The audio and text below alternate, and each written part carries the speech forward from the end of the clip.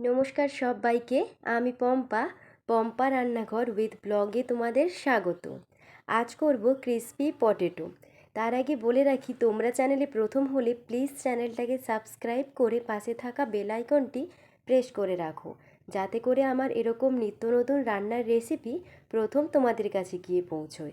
তো চলো ভিডিওটা শুরু করা যাক। ক্রিসপি পটেটো করার জন্য এখানে আমি দুটো আলু নিয়েছি। আলুটার খোসা ছাড়িয়ে ভালো করে ধুয়ে আমি নিয়ে আসছি। আলুটা ছাড়িয়ে ভালো করে ধুয়ে এনেছি। আলুটা কিন্তু এখানে লম্বা লম্বা করে কাটতে হবে। কেটে প্রায় 5 থেকে 10 মিনিট মতো আলুটার জল ঝরানোর জন্য রেখে দিতে হবে। জল না ঝরা অবধি কিন্তু এটা ব্যবহার করা যাবে না। এরপর একটা বাটিতে 1 কাপ পরিমাণে ময়দা নিয়েছি। তে দিলাম 3টে কাঁচা লঙ্কা। এখানে তোমরা তোমাদের পরিমাণ অনুযায়ী ঝালটা ব্যবহার করো। এরপর দিলাম 1 চামচ ম্যাগি মশলা। ম্যাগি মশলাটা দেওয়ার কারণে এর টেস্টটা আরও বেশি বেড়ে যাবে। তারপর দিলাম 1/2 চামচ বেকিং সোডা বা খাওয়ার সোডা। দিলাম 1/2 চামচ লবণ। এরপর যেই কাপটা পরিমাণে আমি ময়দাটা দিয়েছিলাম সেই কাপ পরিমাণেই জলটা নিয়েছি।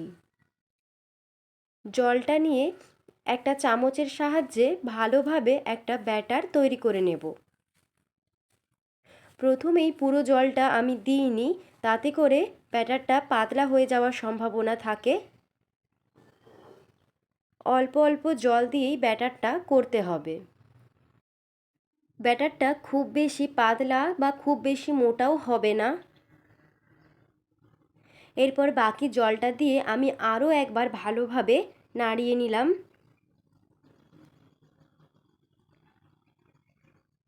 তোমরা দেখতেই পাচ্ছ ব্যাটারটা কতটা ঘন হয়েছে। তোমরা এইভাবেই ব্যাটারটা তৈরি করো। খুব বেশি মোটা এবং খুব বেশি পাতলা কোনোটাই আমি করিনি। ব্যাটারটা আমার তৈরি হয়ে গেছে। এরপর একটা প্লেটে ওই 1 কাপ পরিমাণেই আবার ময়দা নিলাম। ময়দাটাকে একটা চামচের সাহায্যে প্লেটের পুরো দিকটাতে ভরিয়ে নিলাম। এরপর করে রাখা ব্যাটারটিতে আগে থেকে কেটে রাখা আলুগুলো দিলাম। ব্যাটারটার সাথে ভালোভাবে আলুগুলো মিশিয়ে নিলাম।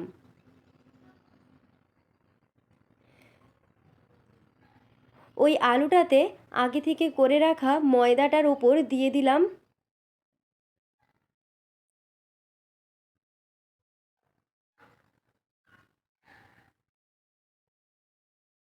তারপর ময়দাগুলোকে ভালোভাবে আলুর সাথে মিশিয়ে নেব।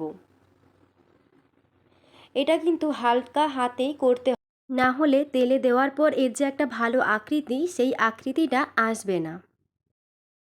আলুগুলোর সাথে ময়দাটা আমার ভালোভাবে মেশানো হয়ে গিয়েছে। এরপর একটা প্লেটে আলুগুলোকে আমি তুলে নিলাম।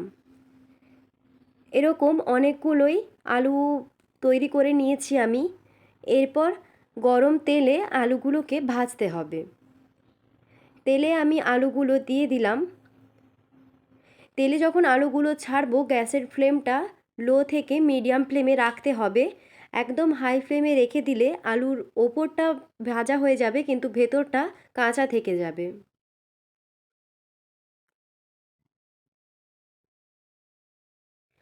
আলুটা লাল লাল করে ভাজা হয়ে যাবে। তারপরে একটা প্লেটে আমি তুলে নেব। এই তো, এটা দেখতে যতটা সুন্দর হয়েছে, খেতেও কিন্তু খুব ভালো হয়েছিল। তোমরাও বাড়িতে করো এবং আমাকে জানাও ভিডিওটা কেমন হয়েছে। ভিডিওটা ভালো লাগলে একটি লাইক করো এবং চ্যানেলটা সাবস্ক্রাইব করে দিও।